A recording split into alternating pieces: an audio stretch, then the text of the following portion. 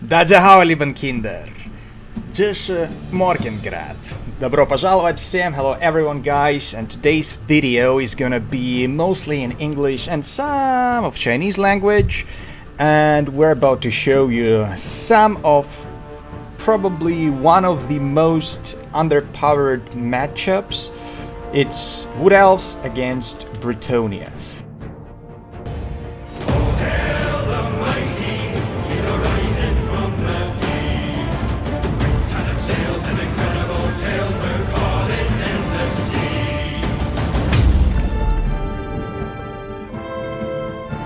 Like most of the time when you compete in tournaments, you can see that Bretonnia is quite well rounded against Wood Elf, and most of players would prefer to put Bretonian peasants with their cavalry against the tricky Wood Elves. 所以我们的目标在这里就看一下，如果这个三里的那个经理 The Wood Elves 他们会赢了的 Bretonnia。最大的问题是 Bretonnia 比赛的时候，好经常会买比较便宜的骑兵，他们非常快，他们也会找到了你们的弓箭手，非常非常快的，你们也不会打他们很好。所以在这里有一个中国的朋友，他打得非常非常不错的你们在我们结束的时候会看到他的名字，不好意思我不知道怎么说的和我们看看他买了什么东西。他在这里有三个中兵是 Foot Squires， 他们非常非常好，会杀掉我的经理的步兵，会进去杀我的长兵和这样的东西。然后一定需要买的东西是 Peasant Bowmen. The archers are crucial in this matchup for both races. Like I've seen and tried some builds with the Wood Elves kicking Bretonnia without any archers. And I hope that maybe in the following videos I'm gonna show you some of these strategies, but most of the time it comes up to at least at some point the peasant bowman and some of the Wood Elves archers duels. So the front line of the Bretonnian player consists of men-at-arms with shields to suck some damage and to filter my infantry and keep them away from peasant bowmen. Then behind we have these foot squires, and he also gets these catapult trebuchet. Well, that's a quite decent front line, considering that the Wood Elves most of the time cannot invest too much money into war dancers with the swords, because if you invest too much too heavily to something that kills the enemy's infantry, Bretonnia's infantry, you may end up seeing just a spam of elite Bretonnian cavalry that will just go through you and destroy everything. So there is that idea behind my build. I am expecting a lot of cavalry and preparing mostly for the cap. So as you can see, we've got like 1, 2, 3, 4 and 5 spearmen eternal guards units with shields. Their silver shields gonna let them tank a lot of damage. Then they also won't let the cavalry to go through, and they also are quite decent in holding the enemy infantry. Of course, we're not gonna be able to do any decent damage to them, but this infantry's role is just to win some time for the archers. And about the archers, 你们自己会看到我买了非常非常多弓箭手在这个山里有几个 Way Watchers， 我买了4个，1、2、3、4。然后我们 have these Glade Guards. I've got like 4 Glade Guards or 5. I don't quite remember. Yeah, I think that is 4 Glade Guards, and 2 of them, right? No, 3 of them are Starfire shafts, because we need to deal some armor-piercing damage to the cavalry.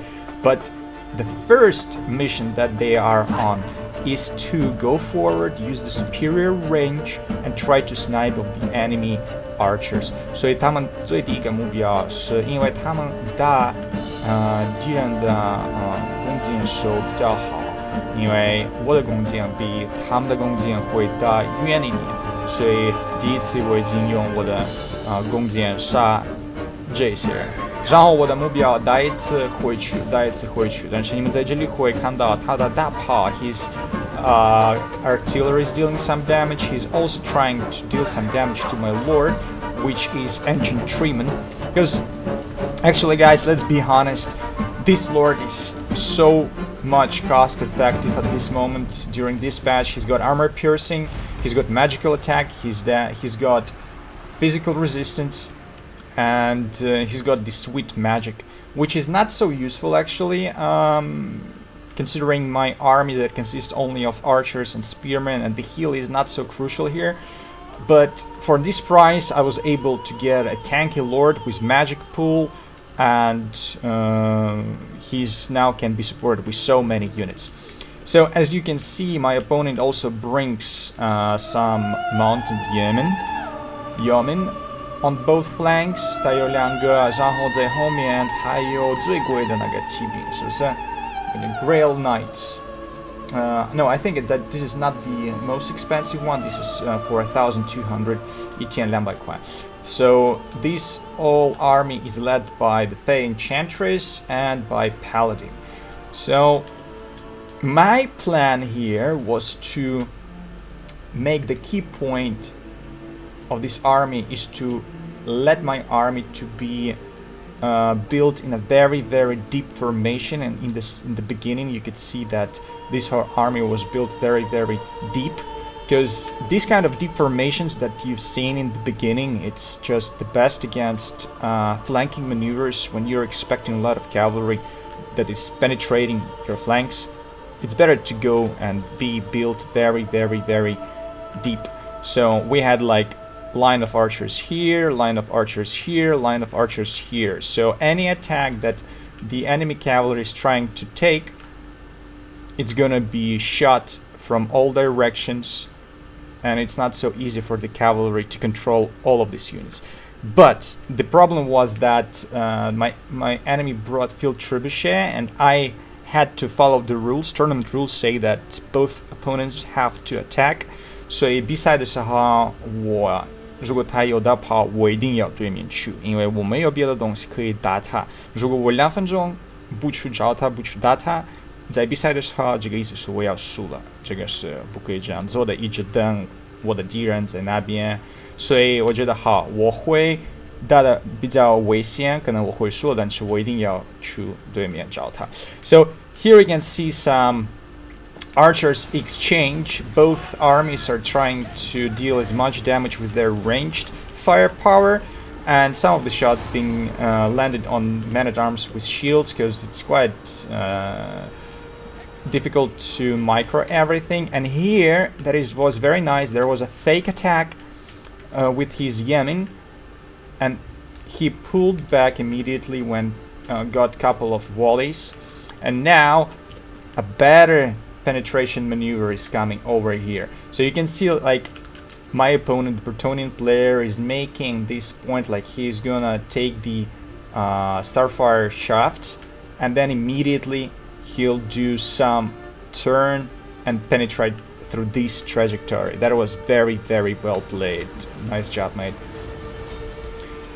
So of course immediately these Grail Knights are being focused, because well, let's face it, this is the most expensive, the most valuable unit in my opponent's army at this moment. So I'm trying to focus all the archers fire on these units, and you see how beautifully they go. I put immediately the spell of life that does not deal a lot of damage, but the main idea is to put some debuff to enemy speed. So archers are retreating behind the lines of spearmen who are trying to hold the enemy, and you can see that Bretonnian player is just pushing through immediately. He brings even more cavalry through another flank, trying to get My archers surrounded. He's pushing forward now, totally destroying the archers, bringing some mayhem, while his very fat and strong front line is just pushing forward and nothing can challenge them at this moment. So this is the moment that you face a lot while playing the Wood Elves. 这个事情就是好经常这样的，如果 Bretonnia 来了，它有很多骑兵，你们也不会杀掉他们，非常快。所以你们的第一个事，你们要最快找到这个是最便宜的骑兵。好，我不打了它，我就要打那个比较贵的1200块的。然后在中间你们会看到这个步兵，他们非常便宜的，但是他们打不过这些长城。然后我用我自己的模式是我的 Lord deal some damage to the heavy units. So the Lord's goal here is to flank the infantry units, bring down their morale, and to attack armored foot squires. So you can see that the micro of my opponent is just very, very nice. He's just microing his cavalry the way that these lads are dealing as much damage as possible, going through one unit by another unit. But the amount of archers and spearmen that being brought here by these Wood Elves composition is just too many. So on every archers that we have at least one spearman unit, and even though the opponent dealing a lot of damage to Way Watchers and Glade Guards, they are taking damage as well. So it's quite even exchange, quite fair one. And as you can see, the line of these cavalry units is fading and they're just about to retreat. So now it goes just to the front lines, which are kind of in disadvantage compared to my Bretonnian opponent. You can see that his peasant archers there keep dealing some damage, and a lot of fire arrows going just down to these dryads who are unresistant to fire. They get and suffer much more damage from the fire weapons. So a lot of units, volleyball units being focused here, and the Fey Enchantress, she's just so tanky, she's not gonna be brought down, and boom! 太漂亮了，她用她的魔术魔法杀掉这里的步兵，这个是第一次她用这个魔法。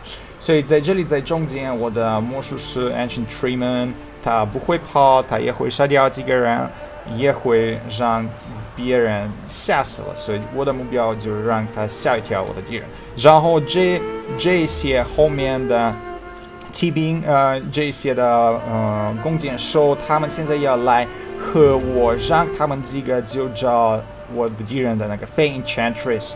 So we are going to try to snipe with these remaining archer units to take down Fey Enchantress' health, maybe try to rout her, while understanding that this line is gonna be probably lost. You can see a huge blob, and actually that is another spell going down, and actually it's a huge advantage. 我在这里非常开心，因为你们会看到这个地图做得怎么样，就是很近的一条路。如果我们打在比较开的比较大的地图，可能这个我的敌人他会进来，从每一个地方，从右边在中间都来了，但是这个地图就让我保护这个中间，这个非常好，对吧？ So as you can see here, the spell that being brought on heads of these foot squires and these dryads, they actually being damaged quite a lot, and I know that I'm not able to kill them all, just to eliminate them. So my goal here is just to put their health to the lowest possible point and then just try to scare them off with the Ancient Treeman. So here at this flank, you can see that we tried to snipe the Lord of the Bretonnia, but she's very sneaky. The model is quite tiny, so she keeps running, keeps healing, and it's quite challenging to take her down. While these Way Watchers, they are still standing in the line with the Glade Guards. We are trying to do some damage, but it's very close through all the match. Alright guys, so those rare moments when I'm able to catch the heroes who are trying to deal some damage with the Eternal Guards. Some of the Eternals, they realize that their brethren here in the front line, they're losing, they need some help. So I'll be trying to control these two heroes with the Eternal Guards, 然后让这些人给我引时间长一点，所以这些很多的步兵不会进来去找我的弓箭手，所以我就明白，如果现在这个地方就输了，他们都去找我们，因为在这个上我就需要让他们停，不让他们去找我的弓箭手。和在这个时间的时候，你们会看到我的 Way Watchers 他们打了 Fey Enchantress 非常好的，但是我们就打不过他，他就是会跑了太远了，我已经打不过他，然后他会用他的魔法 and use some heal to restore her own health. And at this moment, 我还要说一个事情，这个步态经常用的是，但是 Glade Guards they can shoot while moving, so 他们会一边跑一边打。用他们的弓箭，所以在这里我就关掉了那个 skirmish mode， 然后我让他们一直去对面。我知道他差不多 Fey Enchantress 差不多跑到这个位置，所以我就让这两个Glade Guards 他们不要停了，他们不要打这个人。我也知道我不会保护他们两个用这个长枪，因为这个长枪要在中间打的，所以他们一边跑一边打这个 Fey Enchantress， 所以他们的目标就从这个位置一直来去到那里，所以 they can deal some damage to Fey Enchantress by running and then switch their targets to field church. And as you see that the Ancient Treeman is still standing strong, unbeaten and absolutely unchallenged. He's just stomping his enemies, destroying these peasants and foot squires who are just not fit enough to destroy this huge giant horde. And as you could probably have noticed, this front line was broken, and my reserves who've been fighting in the woods and covering my archers from the heroes, they are trying to get back to the enemy, hold them back, and here we are using some flanking maneuver from the middle. We're trying to surround this blob of units, which is inevitably will just destroy this line of Eternal Guards who are about to die. But hopefully these Eternal Guards from behind are going to break their morale, and even though the peasant bowmen are firing these fire projectiles, their accuracy is so low that they actually damage a lot of their own brethren and bring the morale of these units even lower, because as long as your unit's under fire, you will suffer some leadership penalty. So as you can see, it goes to -5 leadership, and it's ain't going well for these bluffed guys in the middle. While these 1, 2, 3 units of 弓箭手，他们会跑，他们也会打几个人，所以我们还是在中间，还是很近的。And another volley coming to the infantry units, killing both friends and foes. And the spearman unit is being charged by these men-at-arms. They are going front assault to these guys, trying to catch some of these foot squires and men-at-arms that are routing. And the treeman is still bringing a lot of mayhem to the front line of my foes. Well, the archer units are about to rout as well, and the huge question is how it's gonna be played by my opponent with his Fey Enchantress, and the biggest problem, the Paladin, who is anti-large, who is dealing a lot of damage to my Starfire Glade Guards, and he still has heal. And it's all about the conclusion, if the opponent gonna be able to regroup and bring this peasant bowman back to the fight. Will he be able to take down some of the key targets? But again, at some point you just realize that the match is almost unbeatable due to that factor that had already been mentioned. This ancient treeman, he's just marching forward, being unchallenged, There is nothing that can just stop him now. And in these future duels that we are gonna have against the Enchantress and the Paladin, I realized that there is no much reason to target the Enchantress because she's got a resistance to the ranged fire and to magical attacks. And while Ancient Treeman's got magical attack, she's gonna be negating about 60% of these. So 我的目标，因为这个我不需要打他的 Enchantress，我需要打 Paladin. So my goal is just to target the Paladin every time, every chance that I'll have. And here comes the desperate charge, beautiful charge from the Paladin, trying to bring more honor to his country, fighting for his peasants. But it's ain't that easy for the untrained bowman to stand against the high-skilled Eternal Guards. And boom! Another unpredictable moment and just being thrown to my army that is killing a lot of models. They're routing, and Enchantress brings another surprise. Well, immediate answer from the Wood Elves is a heal spell that will just about to hold the morale and not to let units to rout in fear. Another beautifully well-placed heal by the Enchantress, mostly just to bring some life to Paladin and let this knight to stay strong against the Ancient Treeman.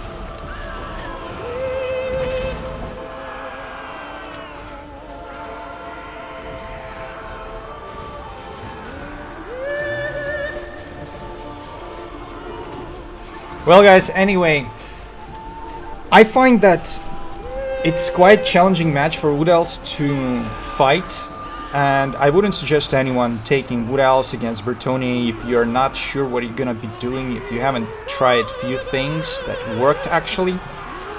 But I'm here to show you some of the tactics and strategies to help you with some quite bad matchups, because actually these kind of matchups are the ones that I like playing the most.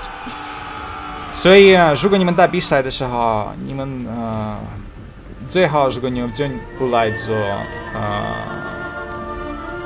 Wood Elves， 因为 Bretonnia 比他们比较厉害。但是有时候，如果你们就是确定你们知道你们在干什么，你们可以试试看。我在这里，在 Billy， 在 YouTube 会做几个视频，就给大家看我们怎么可以找